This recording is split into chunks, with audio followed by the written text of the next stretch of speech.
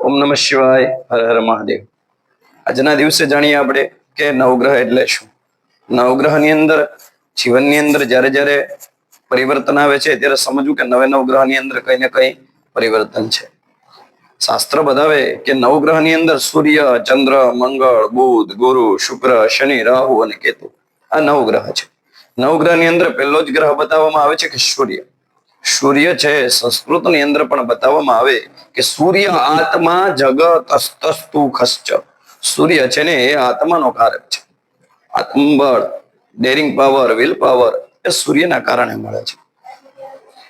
આંખને લગતી બીમારી થવી, નંબર આવવા તેમજ મસ્તકને લગતી બીમારી થવી, પિતાનું સન્માન ન જળવવું એ બધું સૂર્યના પ્રભાવને લીધે બતાવે છે. તો આવું જયારે થવા લાગે ત્યારે એના ઘણા બધા ઉપાયો આપણા ઋષિગણો હતા, એની ઘણી બધી પરંપરાઓ હતી, એને ઘણા બધા એવા ઉપાયો બતાવેલા છે.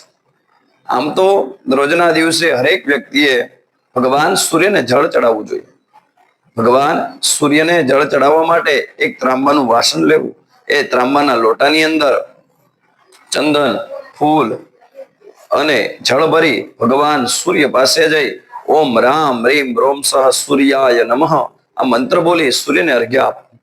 તેમજ બતાવવામાં આવે કે આદિત્ય હૃદય સ્તોત્રના પાઠ કરવા.